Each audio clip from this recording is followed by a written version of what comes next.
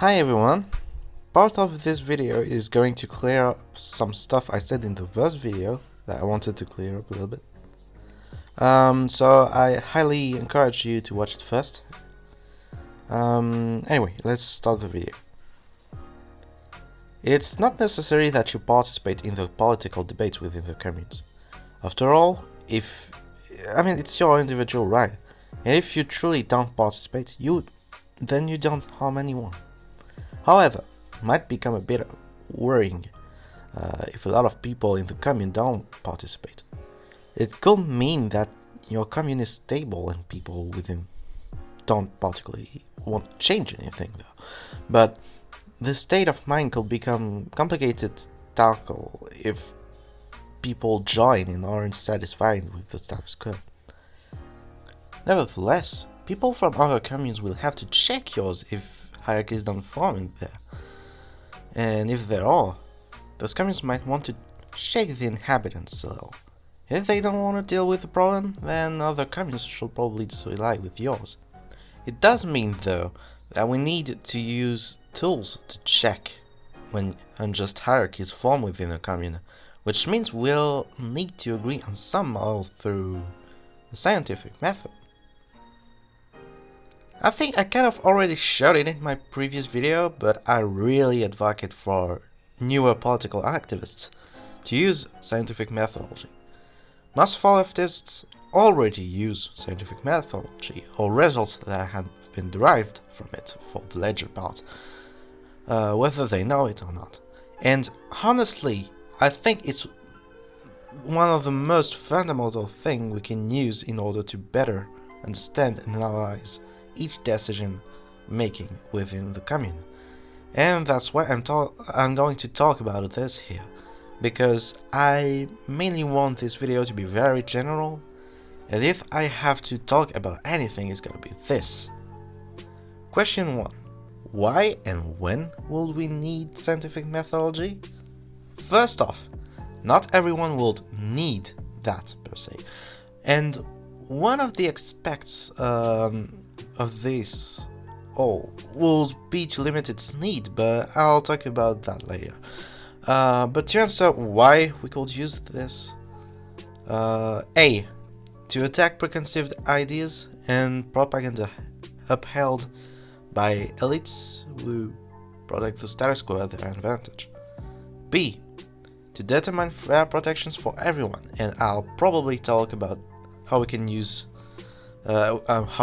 do that using statistics, while avoiding Simpson's paradox and stuff like that in a future video. C.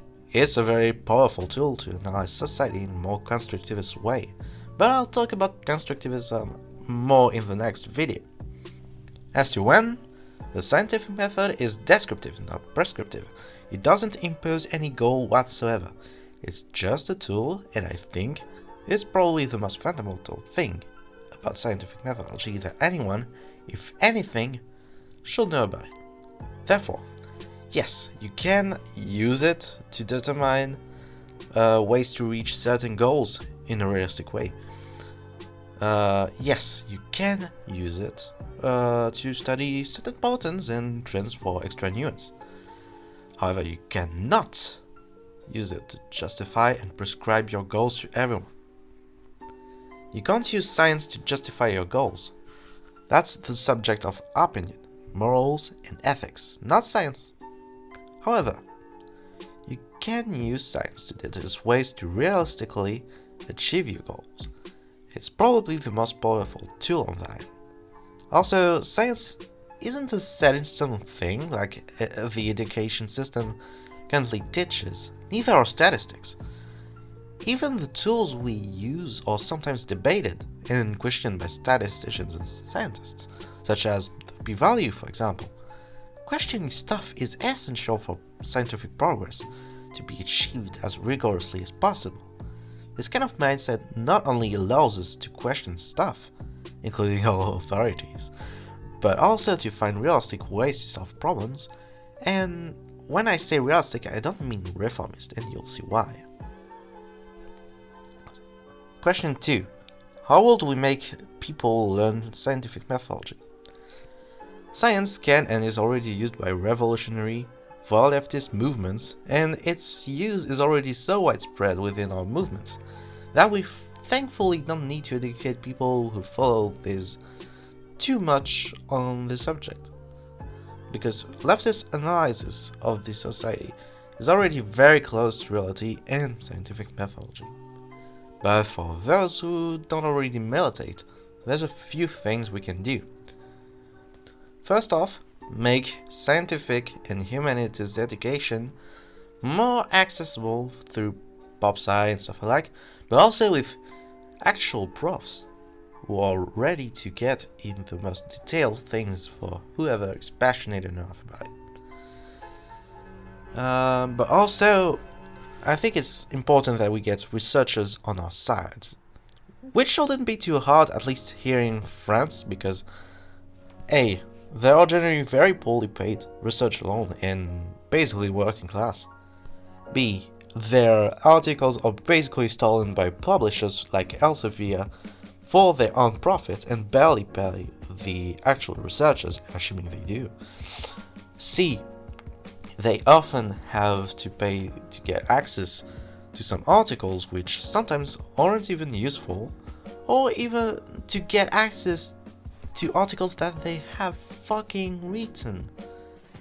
And finally, D, they can and already use, and usually use, Sci-Hub to counter that, despite it being blocked by all the biggest French network companies, and being basically a criminal website that gives for free articles that are not supposed to be free. So overall, I'd say researchers kind of already have some revolutionary gems deep beneath, and are already really close to what Marx calls class consciousness, from what I can see. Moreover, some of them have to teach a side of their research in order to make ends meet, so they could be very beneficial in order to make scientific methodology more understandable and mainstream within anarchist communes. They probably need to work a bit on simplification though, but this necessity should naturally arise from the interactions they have with their comrades. After that, what we could do is keeping things simple, pop sci, etc., and fundamental with as few errors as possible, in order to ease people with using scientific methodology when it's adequate, which is, once again, not to prescribe ideology, but to describe reality and act accordingly. So basically, once scientific methodology becomes more and more mainstream, future generations should struggle less and less with using it, for they would have grown seeing it used everywhere, so it'll seem more natural to them. But once again, just as I said in the previous video, we shouldn't let anyone left behind if they want to learn, and it's rather crucial to get methodological analysis of political decisions more mainstream as soon as possible. And once again, fortunately, that's what we on the far left already commonly use. So it's basically just anarchist and communist radicalization with extra steps. Question 3. What if I don't want to learn it? Then it's cool. Once again, if it becomes more and more mainstream, you will less and less need to actively learn that, and you will be more and more able to understand the fundamentals of it through regular social interactions. It simply becomes a bit of a problem when too few people have actually learned scientific methodology and argumentation, but it's something that we need to work on as activists, and it should be easier to do if we lie between passes as well. And if you don't even want to get into political decisions, then you clearly don't need it. It's cool to know, but it's not necessary. When we have to decide between a few propositions to solve some certain political problem, the voting system is not a neutral choice. During presidentials here in France, we have to choose between a good dozen of parties at first, and then there's a second turn with the two parties who had the most votes, and we have to elect either of them. On a game theoretical level, that's absolute horse shit. Mainly because it incentively polarizes people between two camps, and ultimately imposes a tactical voting dilemma. And I'm not even talking about the use of this horrendous voting system either.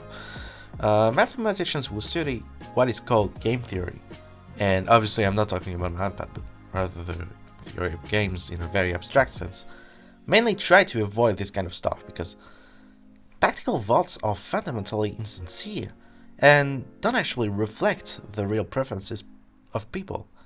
And unfortunately, Gibbard-Southwaite's theorem states that any voting system which elects a single winner, determined through some sort of ranking, is always prone to tactical voting. However, some voting systems can limit that problem much better than some others. The first really big one that tried to tackle this subject was Condorcet's method, which consisted of ranking each candidate and choosing the one who was the highest ranked overall. However, it didn't mean that there could be multiple candidates as winners of that method, which we call Condorcet winners, and that was kind of a problem for a while. But a few centuries later, the maximal lotteries were theorized, and basically what it did was stupidly simple. A dazzling tie, randomly choose one of the winners. Okay, that might sound like a hack, but that's basically the best we have. Or is it? I mean, there are a few promising concurrents, which I'll talk about in a moment, but most importantly, there's a kind of lacking thing in that. Like, sure, it does kind of make the least controversial candidate win, but that doesn't mean that we're satisfied with the result. And I think it's kind of logical because considering that ordering candidates doesn't forcefully mean that we order them linearly, or in other words, we might prefer candidate A over B much more than we prefer candidate B over C, and Condorcet kind of lacks this amount of nuance. Despite that, Condorcet and maximal lotteries nowadays usually work pretty fine on that part with a large amount of voters. Because if the people really do prefer A over B more than they prefer B over C, we shall see A over B over C being the most popular choice, and A over C over B being the second most popular choice. It does mean, though, that within an area as small as an anarchist commune that could sometimes have as few as a dozen people, the results could fluctuate so hardly that analyzing these votes in a meaningful way would be nearly impossible. The best known alternative to Condorcet, according to a bunch of game theorists, I didn't choose the name, sorry, is majority judgment, which consists of assigning weights to each candidate, usually with the lines of hell yeah, pretty good, good, okay, meh, fuck no. These are basically 0%, 20%, 40, 60, 80, and 100%. To determine the winner, the idea that majority judgment, or MJ for short, uses is that the winner with the highest median will be the one to win. It's probably the best alternative to maximal lotteries, but obviously it's not perfect either. It allows more room for tactical voting. It technically only takes into account half of people's opinions and doesn't even fit Condorcet's criteria. It does add a bit of nuance though, so one may ask, could we sort of mix a bit of both systems, which in context are maximal lotteries and majority judgment, and give something that adds more nuance and eventually avoids tactical voting better than at least majority judgment does. And although I'm not really all that much into game theoretical mathematics, I think I have an idea. what if we used grading, and instead of grading each candidate by causing the column we'd most likely attribute to that candidate, we would rather put a percentage instead, so that it also adds the nuance of how much we actually give a shit about our votes for the said candidate. Because, yeah, you might see some rando and be like, yeah, okay, I guess their policies are cool, I don't know. But you don't really give a shit and check their okay comment line. But as such, if you really think some other candidate is like really popular, but you don't agree completely with this stuff, you may check the OK column too. And even if you're reflected way more on that note, your vote to this guy and your vote to the rando will be seen as the same. However, if you wrote 20% in the OK column for rando and 80% for the other guy, the ambiguity will be much more reduced. However, if people start to put 100% in each row, this will be no different from majority judgment, and thus is at worst as problematic as MJ is on the problem of tactical voting. What if we tell people not to put percentages in a single column though, and instead also put percentages in all columns?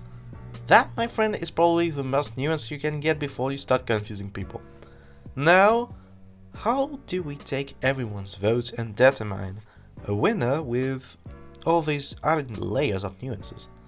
Well, that's relatively complicated. Unless if you have an algorithm that sorts the results out for you, most preferably an open source algorithm, wink wink. But for the nerds who want to know anyway, here's how I'd sort things out. The main idea is that for each vote towards a particular candidate, you take the percentages of fuck no, meh, okay, good, pretty good, and hell yeah, and respectively plot them at values 0%, 20%, 40%, 60%, 80%, and 100% on the x-axis. Then we do what is called a linear interpolation, which is a fancy name to say that we draw lines between each dot. The resulting curve, yes, this is a curve mathematically speaking, can then be viewed as a function f from 0, 1 onto itself. And if we define v of x as the rounding of f of x to the nearest percentage for x in 0, 1, we could then take the values of f of x for x equals 0%, then 1%, then 2%, etc. until we get to 99% and finally 100%. Those values can be stored using arrays of numbers, and if we sort them in such a manner that all v of x values still have a key index of x, and that v of x values are globally sorted in a decreasing order, and randomly when there are concurrent values of v of x, then we can order each percentage akin to the ordering we use for condorcet, simply using the resulting arrays keys. Okay, I know it's kind of difficult to understand something like that, but I hope the visualizations helped a bit. Now, in order to take into account the importance you call to your vote, we can use the highest percentage you give in any column to this candidate. Call this percentage P and count your single vote as if there were P number of votes. Since there's a bit of randomness in here due to concurrent values being sorted randomly, we simply shuffle this each time your vote is added, and then we can use condorcet's method using all of these votes and decide which percentage more accurately describes each candidate to be the condorcet winner, which in this case is a percentage. So it may sound a bit weird, but it's completely fine there. And then the candidate with simply the best score wins. The main advantage here is that tactical voting is much less of a problem here. Moreover, if one were to put 100% here and 0% everywhere else, for example, their vote for this proposition will be very much subject to randomness, rendering their vote nearly meaningless, and almost as good as if they didn't vote. So there's a great incentive not to do such a thing, and same kind of goes if they put 1% here, for example, due to the roundings for VOX. So they'd better just give their most honest opinions if they don't want their votes to misrepresent the actual thoughts. And it's even twice as worse if they put 100% on hell yeah or on fuck no. It doesn't mean they can't vote 100% here and 0% everywhere else, but that does mean they better not do that if they are more nuanced, because a fortiori their vote will be not better than random, and they may end up with a rather autocratic decision more than anything.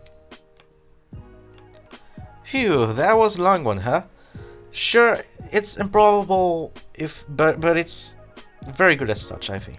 I mean, I definitely recommend this one in order to vote which propositions to use. Maybe we could add the total amount of votes with the application that a candidate has received, and also add that in the equation somehow, but I'm not really sure about how exactly we could do that, so for once I'm not even gonna try to answer that. Obviously, all this complicated process doesn't have to be done by hand, and it's probably better to let the program do this. It's a fairly simple program to do as well, if you use the right language. I'll give my version of it in the description made in using PHP, because it's the only language in which I'm aware that we can sort arrays in a particular way, such that the indices or keys don't really represent the way the array is sorted, and for which takes into account that. So for that particular case, PHP is probably the language that could handle this the best. But yeah, anyway, I hope you'll like this video. I thought it'll be much shorter than the previous one, but I'm still really proven wrong here. So next time I'll talk about constructivism, rehabilitative justice, and transhumanism. And oh boy, am I excited to start writing the script for this one. I hope I'll be able to at least finish the script before the classes start again. I doubt it right now. When I wrote the fucking script for this video here, I didn't think it would take me that long actually to to record and do stuff, so I'm pretty sure it will come in maybe a few months if I'm like really taken by courses and stuff. So anyway, until next time, have a good praxis, my comrades. See ya.